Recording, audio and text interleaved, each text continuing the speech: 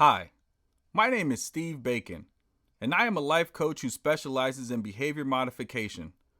My mission is to help you live the life that you desire by teaching you how your mind works and provide you with tools necessary to create a better self-image and create positive mental behavioral changes so that your mind can work towards your goals rather than away from them. The first thing that I want you to understand is that you are not your behavior. And throughout this audio, I'm going to prove that to you. It is important to separate who you are as a human being with what results you're getting in your life. For instance, you're probably listening to this on your phone right now. So I'll use that as an example. Your phone is divided up into two parts: hardware, which is a casing, and software, which is the programming inside of it. How your phone behaves is controlled by the software. So if your phone starts acting up, glitching, shutting off randomly, dialing people on its own, and all the other irritating things that it does when it's not working right. Wait a minute, I got a little emotional there, sorry. Anyway, when these errors happen, is it the hardware, the shell, or the software, the program, that's the problem? Right, it's the software. It's the programming. And typically, when the programs in our phones aren't acting right, we take them to technicians. The technicians run tests, they do some reprogramming, and voila, phone fixed. Well, guess what? You're not all that different. See, God creates the hardware, that's you, and your environment programs the software, that's your mind. So, if you're not getting the results you want in life, I want you to know that there is nothing wrong with you. You are not a failure, loser, or any other negative adjective that you or someone else labeled you as. How do I know this? How do I know you may be thinking that way? I know because I said that to myself and been labeled those things before by other people. Believe it or not, you are capable of achieving anything you want in life. You are designed to be, do, or have greatness. And if you're not operating at your full potential yet, that just means you have a glitch or two in your software, just like the phone. The good news is, by the end of this audio, you will not only discover those glitches, but you will know how to fix them. And by glitch, I mean self-limiting beliefs. A speed limiter is a governor used to limit the top speed of a vehicle. For example, a Ferrari has a top speed of 217 miles an hour, and it can go 62 miles an hour in 2.4 seconds. That's fast. If a governor chip was placed inside the engine and programmed to not exceed 80 miles an hour, even though the Ferrari is designed to go 217 miles an hour, it will never go faster than 80 miles an hour so long as the governor chip is in the engine. Our self-limiting beliefs act like the governor of our lives, and even though we have unbelievable amounts of potential, like the Ferrari, we can only go as fast and as far as our self-limiting beliefs allow us to. Now here's the good news. The governor chip inside the Ferrari can be reprogrammed by the driver. Therefore, your self-limiting beliefs can be reprogrammed by you, the driver of your life. So remember, you are not your behavior. If you change your beliefs, you'll change your life. And right now, I'm going to show you how to do that. The first time I ever asked myself the question, how do I make change or become different, was after a failed suicide attempt at 19 years old. See, a few short months after I was born, my mother developed a serious drug addiction, and I didn't know my father quite that well either.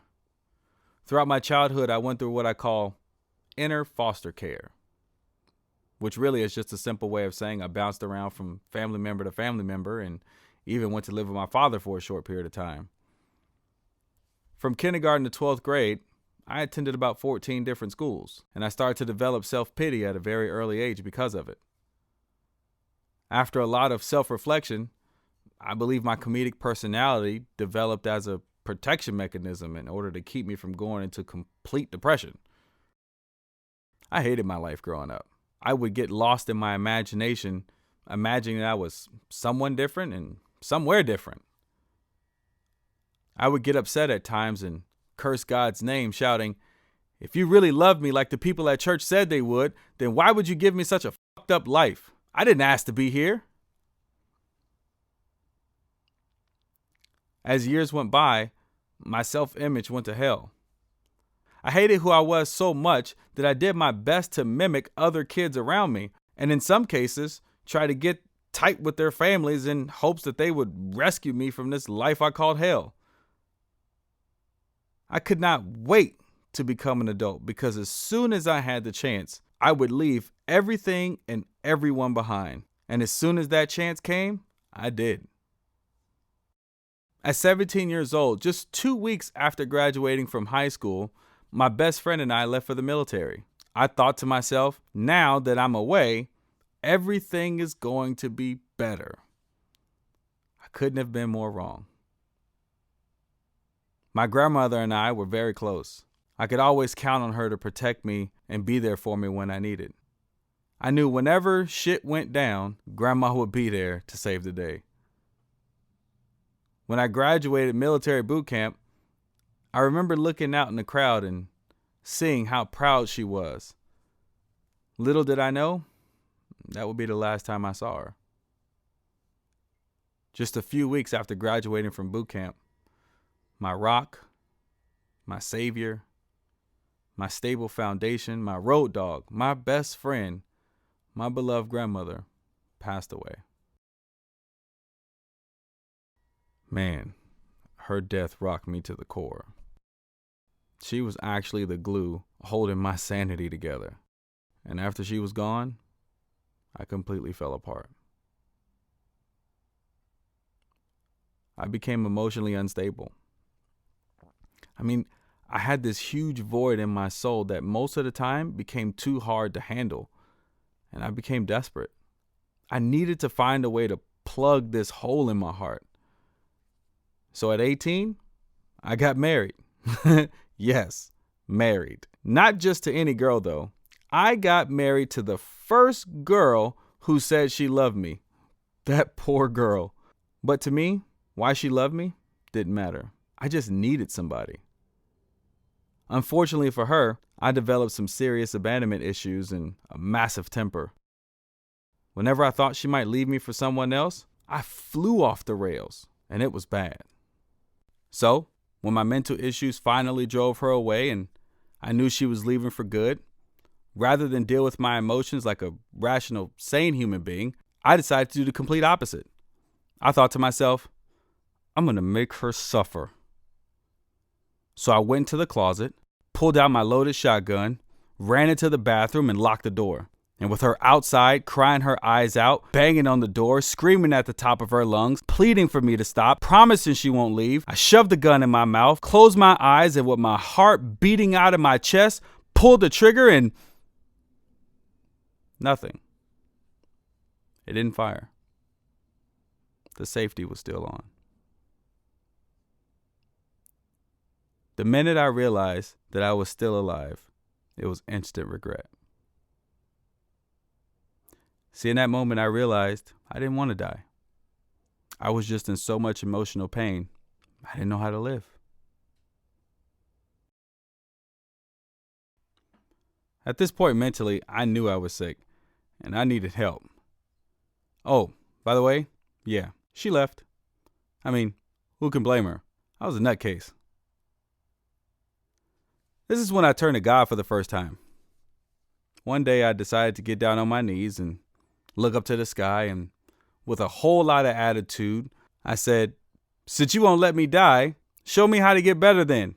How do I change? Enter Hank. I'm so thankful for Hank. To be honest, if it wasn't for Hank, I don't even know if I'd be recording this audio today. Who was Hank, you ask? Well, a few months after my incident, some prayer warriors from the base church heard about my story and wanted to help. So one day, a dark-skinned, middle-aged man, retired from the Air Force, walks up to me and extends his hand and says, "Hi, I'm Hank. You don't know me, but we have a mutual friend. He suggested we meet. Let me give you a ride home." "Sure," I said suspiciously. But little did I know that ride home would change my life forever. On that ride home, Hank looked over at me and he said, "Young man, your life can be totally different if you're willing to think different." My answer was, "How the hell am I supposed to do that?" And then he introduced me to what later on will become what C.T. Fletcher calls my magnificent obsession: personal development.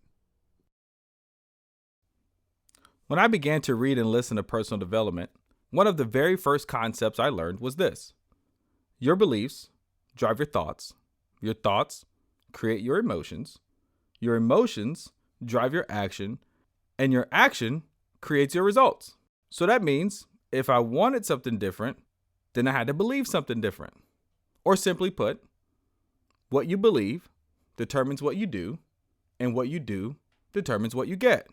But there was only one problem. I had no idea what a belief was, or how I got the beliefs that I have. I mean, can't change what you don't understand, right? So I had questions. I needed to figure out what the heck is a belief. So let's define it. In Webster's dictionary, a belief is defined as an acceptance that a statement is true or that something exists, or a firmly held opinion or conviction. Simply put, a belief is a feeling of absolute certainty. True or false, positive or negative, doesn't matter. And we have two kinds of beliefs. Number one, we have empowering beliefs. And number two, we have disempowering or limiting beliefs. Think for a moment. Can you think of a time when you were absolutely certain that something was real or true, and then later on found out it was either fake or wrong? Maybe perhaps something you were told as a child, or if you're in a marriage, maybe you found out you were wrong in an argument. Of course you did. Just because we believe something is real or true doesn't necessarily mean it's absolute. This is important to understand because there are some limiting beliefs about yourself that you may be holding on to that when challenged, you'll find are completely false. In my case, for example, I held on to a belief for far longer than I should have. A belief that anyone who loved me left me. That old abandonment thing. Now remember, our beliefs drive our thoughts, right? In my relationship at 18 years old, after my grandmother had passed, my false limiting belief drove me to think that my wife at the time was cheating on me every day. Why? Because if she loved me, she must want to leave. These thoughts triggered an emotion of anger, even led me to that point of loading up the shotgun, thus creating the results of failed marriage, anger management, so on and so forth. You get it. But you see how it all links together? Beliefs create thoughts, positive or negative. Thoughts create emotions. Emotions drive your behavior or action, and your actions produce your results, positive or negative. See, I had let this disempowering belief of abandonment run my whole life without me even knowing it. It was totally happening at an unconscious level. After lots of books, seminars, training, and some coaching, I began to heal the relationship with my mother, allowing her to tell me her side of the story. Remember from the beginning? There are 3 sides to every story. Your side, the other person's side, and then there's the truth. Conversations with my mom filled in a lot of blanks in my memory, revealing to me that I was actually never abandoned. She never chose the drug life over me. It was just chaotic. Life was happening, and she was battling her own demons. This was huge. Because one conversation shattered this limiting belief of abandonment. Why? Because it was totally built on lies, speculation, and blocked memories. Here's my point.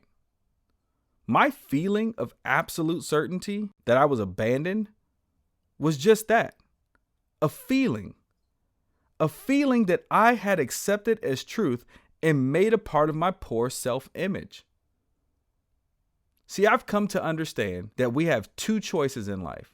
We could either live the life that we desire, or we can live the life that our limiting beliefs will create for us. So I have a question for you. What false or limiting beliefs are you holding on to that are no longer serving you and that are keeping you away from the life that you desire and that you deserve? So this brings me to my second question. My second question was, where do my beliefs come from? So to illustrate this, I want to take you on a little journey. Close your eyes for a moment. If you're driving, be safe, keep your eyes on the road, and rewind and try this later. But if you're sitting still, close your eyes for a moment and bring to mind a picture of this big blue ocean somewhere up north, near the Antarctic, where Santa lives. And I want you to imagine that you're in a boat of some sorts, and I'll let you pick whatever kind of boat you want to be in.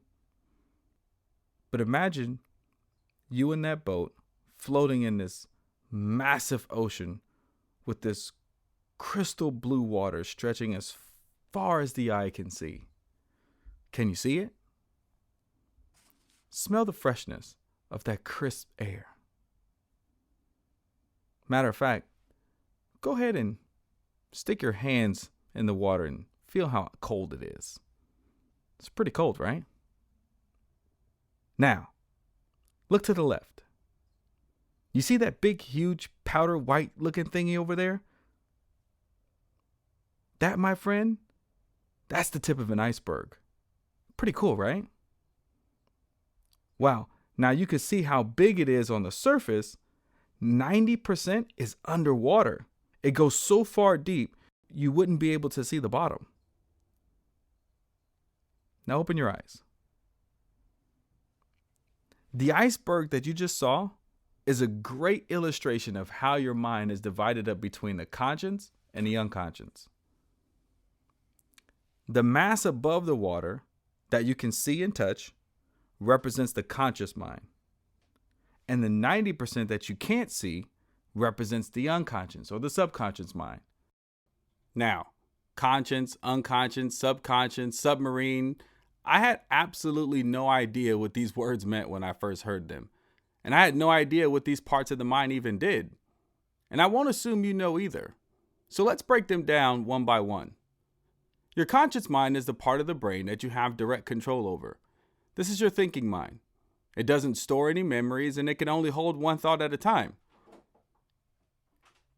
Its main job is to evaluate new information through the senses and accept or reject new ideas and new beliefs, and that's about it. It does this by weighing these new beliefs against already pre-existing beliefs. It's sort of like this. Remember the last time you were at the club? You remember seeing the bouncer at the door? That bouncer's job is to enforce the club's rules and dress code. If someone doesn't fit the dress code set by the owner, the bouncer won't let them in. And if the person does fit the dress code, but then somehow breaks the rules while they're in the club, the bouncer will throw them out. This is kind of how the conscious mind sorts new information and makes decisions. Now, the unconscious mind, on the other hand, is like the owner of the club. The owner sets the rules, policies, and dress codes, etc., for the bouncer, the conscious mind, to enforce. And just like the owner of the club, the unconscious mind sets the rules, policies, and dress codes of your life.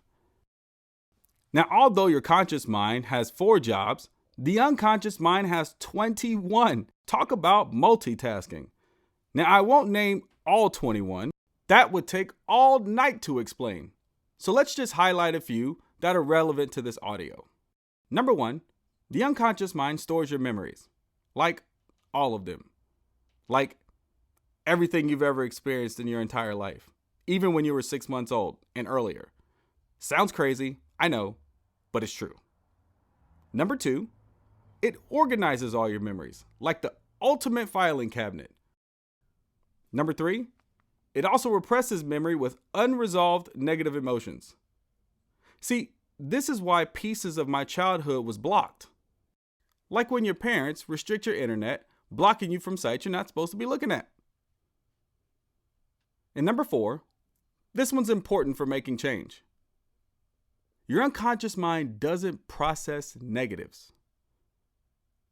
This is why you have to only focus on what you want rather than what you don't want. Watch. Don't picture a blue tree. Did you picture a blue tree? Of course you did. See, the unconscious mind doesn't recognize the word don't. So all it hears is think of a blue tree. Remember, your mind thinks in pictures. So you can't think about what you don't want without picturing it. Number five, your unconscious mind loves to serve and it needs clear orders to follow. And when I say clear orders, I don't mean in words, but pictures, images. Whatever you picture is what it works towards. So if you say, I don't want to be fat, then you have to actually picture you being fat. So because it doesn't process negatives, all it hears and pictures is, I want to be fat.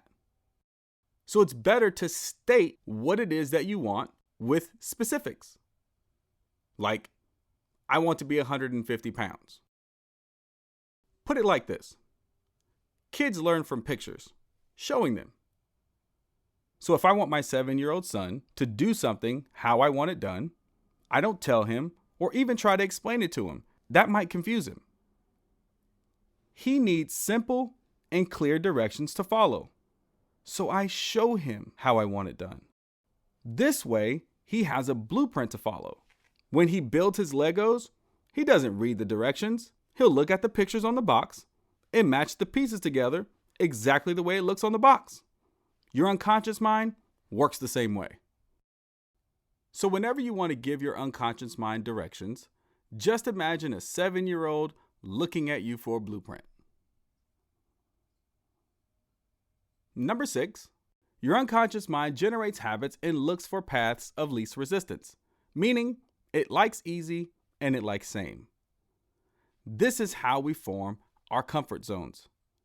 Our unconscious mind likes patterns and it likes safety. Once it gets used to doing a certain thing a certain way, i.e. habit, it likes to keep doing it the same way. It's predictable and it's safe. This is why we get an uncomfortable feeling when we're faced with something new. It's a protection mechanism. That uncomfortable feeling is a signal from your unconscious mind that you're wandering outside its safety zone. Wander too far outside the comfort zone, and it will trigger the emotion of fear. Fear being a signal to the brain to beware or avoid something with possible negative consequences, which brings me to number 7. It needs repetition until a new habit is formed. So when you begin something new and you get that uncomfortable feeling, now you know what to do. Ignore it and push forward. Eventually, your mind will adapt and learn a new pattern that it can predict, and the uncomfortable feeling will go away. Last, but certainly not least, your unconscious mind holds your beliefs, values, your self-image, your perception of the world, and your knowledge. Remember the iceberg? This is that 90% mass under the water that you can't see. Now that we have a basic understanding of how your mind is structured, let's answer those 2 questions we had in the beginning. Where do our beliefs come from, and how do we get the ones we have? Our beliefs come from a number of sources: family, culture, religion, daily interactions and experiences, education, friends, governments, television, just to name a few. See, when you were born, you had no beliefs. You were a blank canvas, and the world was your artist. Most of what you believe about yourself and the world was taught to you. And taught to you by people who no doubt love you, but can only teach you the world as they've come to understand it. As parents, we can sometimes impose our limiting beliefs on our children unintentionally to keep them safe. A parent's number one job is to protect their child from pain and suffering. In Dr. Maxwell Maltz's book, Psycho-Cybernetics, he explains that when we receive a physical cut, our bodies automatically form scar tissue tougher and thicker than the original skin. The purpose of the scar tissue is to create a protective cover or shell, which is nature's way of protecting against another injury happening in the same place. Emotionally, we tend to do the same thing. Throughout our parents' lives, they've experienced physical hurts and emotional hurts and heartbreaks and setbacks and shattered dreams and loss of loved ones and sickness, etc. Through these experiences, just like the physical body, they eventually start to develop scar tissue. They become thick-skinned. And to avoid feeling that pain again, they protect themselves by coming up with a set of beliefs as a way to survive and navigate this harsh world as safely as possible. While holding their newborn in their arms for the very first time, staring into those little angelic eyes, amazed by the baby's beauty and perfection, they vow to protect this gift from God with every fiber of their being, even with their own lives if they have to. So they begin to protect their child the best way they know how. The broken-hearted mother tells her daughter to never trust men. The parents whose own dreams was shattered tells their incredibly talented child to be realistic. The emotionally scarred father tells his sons to never trust anyone and only look out for themselves. And in some unfortunate cases, some parents still have fresh wounds and are raising their children at the same time they're having to deal with these open wounds. As the case was with my mother, she loved me, no doubt, but she was struggling with her own demons while raising me. Here's my point. Some of the limiting beliefs that we carry around that keep us from living the life that we desire, we accept it as truth at a very early age, simply because of who it came from. I realized when I became a parent, I had no idea what I was doing. So I just made a promise to myself that I would not impose my own scar tissues on my child so that he has the chance to actualize his full potential. Dr. Matt James of the Empowerment Partnership points out, from ages 0 to 7, we go through what's called the imprinting phase. This is that blank canvas stage. Your mind is just trying to make sense of the world. So we ask things like, what's this and why that and what does this mean and what does that mean and so on and so forth. And so depending on the source of the answers and the intensity of those answers and the repetition of those answers, according to Dr. Maltz's book, Psycho-Cybernetics, we start to form new beliefs about a certain thing. I once heard Nick Sarnicola put it this way. Inside your unconscious mind, the ultimate filing cabinet, as we called it earlier, has a bunch of files. Each file represents a belief. Each one of those belief files have references, things that support the belief and justify it. And that makes the belief stronger. So let's look at the self-image file for a minute. Say, for instance, a child is told by their parent that they are shy. Right there. That's the label that creates the belief. The child, too young to understand, cannot identify the behavior, so the parent does. Oh, she's shy. So the child, again, not knowing how to identify or categorize what they're experiencing in that moment, says, oh, this is shy. Well, I guess I'm shy. And if you recall, a few moments ago, we learned from Psycho-Cybernetics, a belief is installed by 1, an authoritative source, in this case the parent, number 2, the intensity of that statement, and number 3, the repetition of that statement. So when the parent says, oh, she's shy, number 1, authoritative, credible source is covered. And depending on the conviction of that statement, that covers the intensity. And then finally, the repetition. The child hears, she's shy, she's shy, she's shy, so much that it must be true. Thus, a self-limiting belief is successfully installed.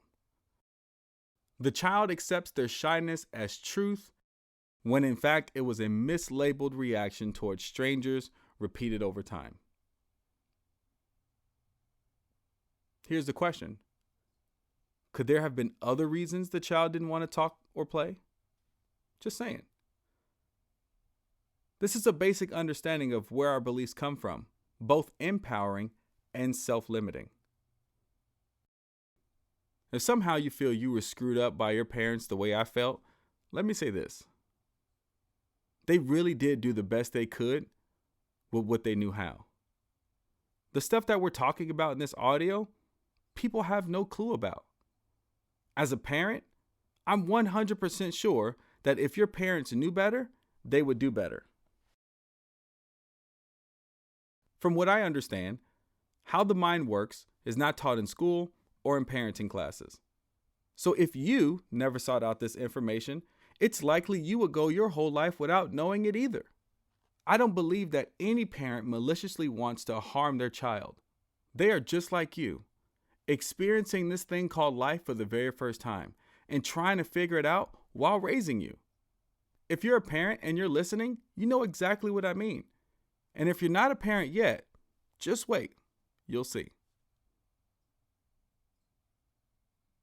So the third question I had was, how do I find out what my self-limiting beliefs are? During this quest for answers, I stumbled upon a few cool exercises that are simple and effective. One way to find out what your self-limiting beliefs are is to sit alone in a quiet room with a blank sheet of paper and write down every negative thought that comes to your mind about yourself. If you have a specific goal, then write down every negative thought that comes to mind surrounding that goal. I do this with my clients, and they're shocked at what they write down. I know when I did it, I filled an entire page. Studies show that we have over 50,000 thoughts a day, and most of them are negative. Whatever negative things you wrote down, it's not just this one time.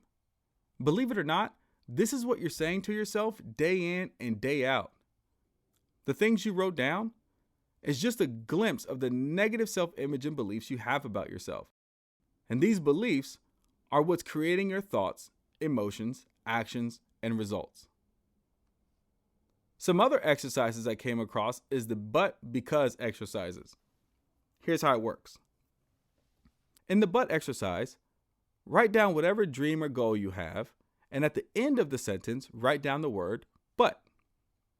It goes something like this. I want to be in a happy, loving relationship, but.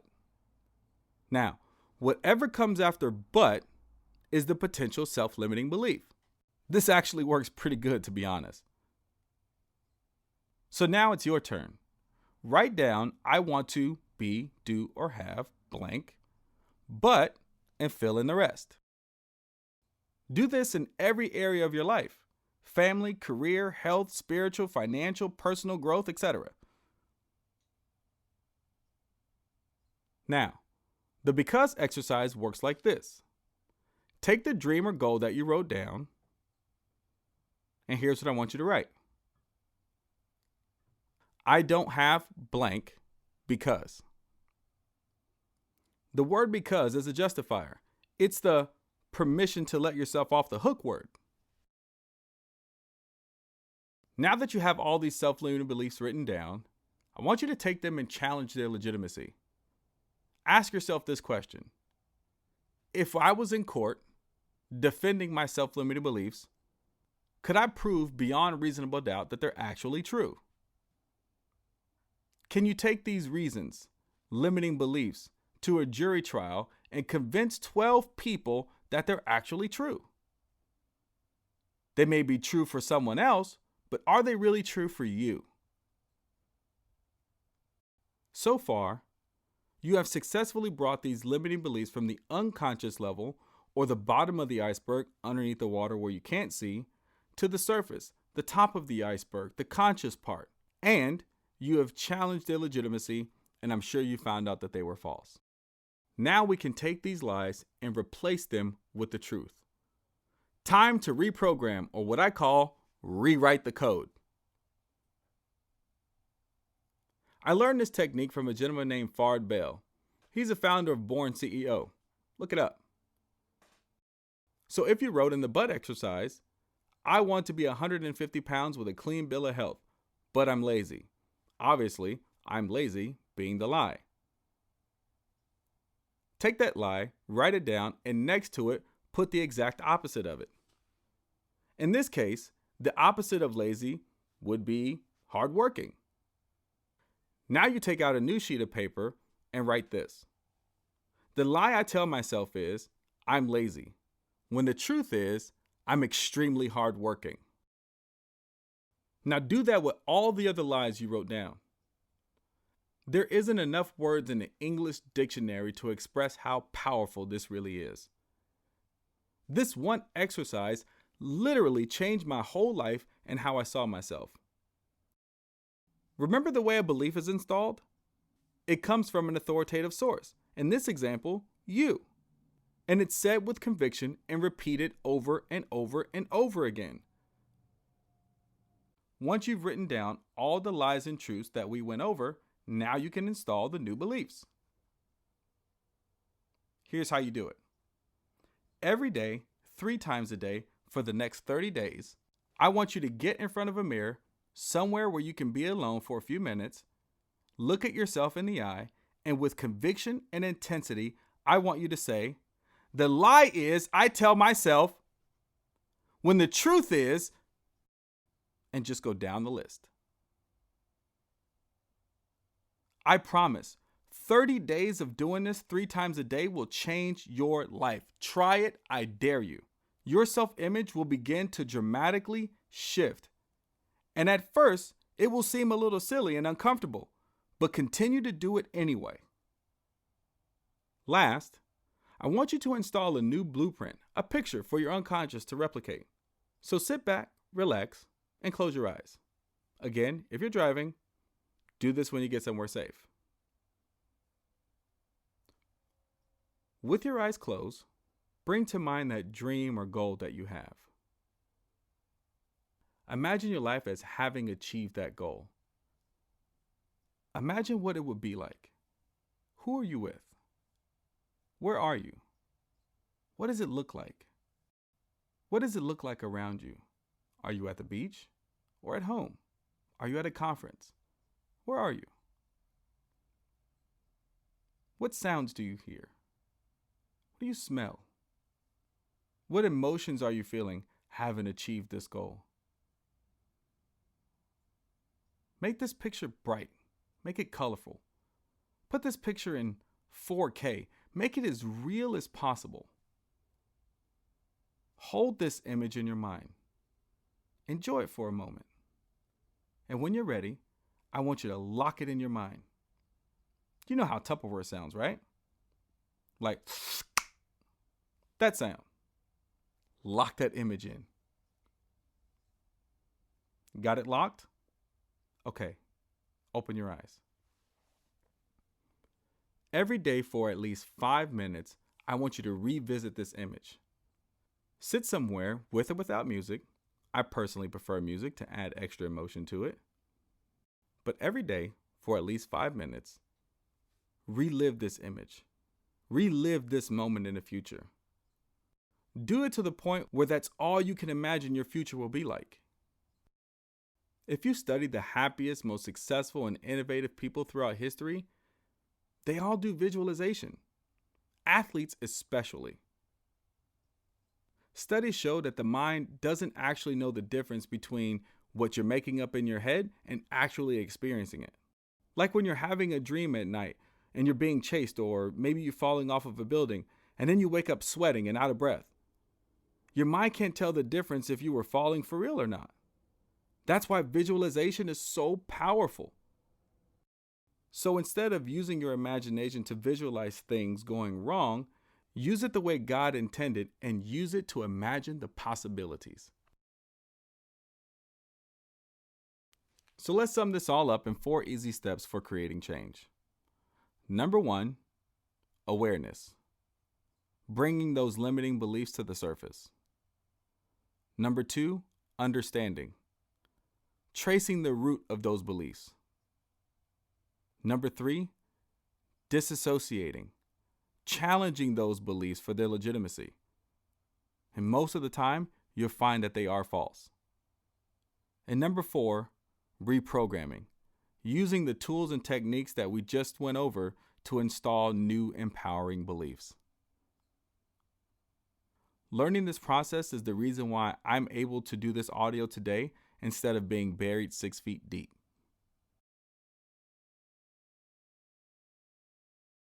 I want to end by telling you a story that has given me hope over the last decade and will continue to provide hope for me throughout the rest of my life. It's the story of Joseph in the Bible. If you're listening to this and thinking, here we go with this religious stuff, don't check out just yet.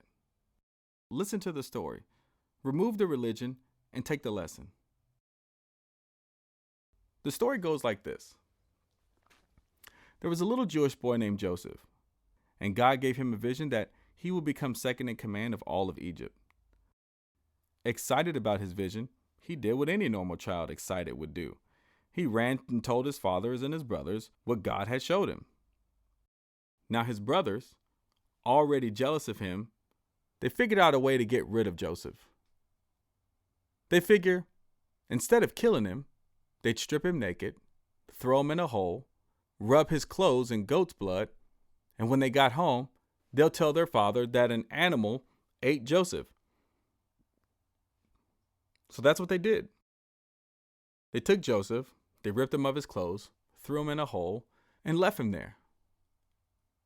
Shortly after, a slave caravan on its way to Egypt passed through. The brothers felt bad for leaving him in the hole, so they said the better thing to do was to sell him to the slave caravan. And they did. This slave caravan carried Joseph all the way to Egypt, where he was sold to the Pharaoh's chief security officer. Now, Joseph was a good-looking dude. The wife of the Pharaoh's security officer thought so too. So one day, she tried to make a move on Joseph, and Joseph refused. She didn't like that. So when her husband came home, she told her husband that Joseph tried to rape her. So the husband took Joseph and threw him in prison, where he spent the next 20 years of his life. During that time period in jail, Joseph used his gift. He had this amazing gift of interpretation. He could interpret people's dreams. Well, one day, the Pharaoh got word that there was a slave in jail who could interpret dreams. And the Pharaoh had this really disturbing dream that he needed interpreted. So he had the slave brought to him. He told the slave, "Interpret my dream or die." So Joseph interpreted his dream. He interpreted it so well that the Pharaoh decided to put him in charge. So the Pharaoh took this little Jewish boy, dressed him up as an Egyptian, and made him second in command over all of Egypt over agriculture. Joseph's vision came true. He became the second most powerful man in Egypt. Here's why that story hits me so hard. You see, God only allowed Joseph to experience the beginning and the end. But he never showed Joseph the middle. He never showed Joseph what he would have to go through. Because if he did, I think Joseph would have been like, "I'm good." See, God has a plan for you. And if he showed you what you had to do in order to become who he needs you to become, you probably wouldn't agree to do it.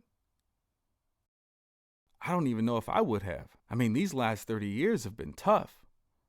So trust me when I say everything happens for a reason, good or bad. It's all there to serve you. Just being born, you are a miracle. A miracle created in his image and given dominion over a specific area of gifting. And he gave us this incredible thing called a supercomputer, a genie in between our ears to help us achieve whatever he has planned for us. And so it's time for us to learn how to use it. It's time to take control of our future. The only thing you need to accomplish what he has for you is right between your ears. Learn how to use it, and the world is yours for the taking.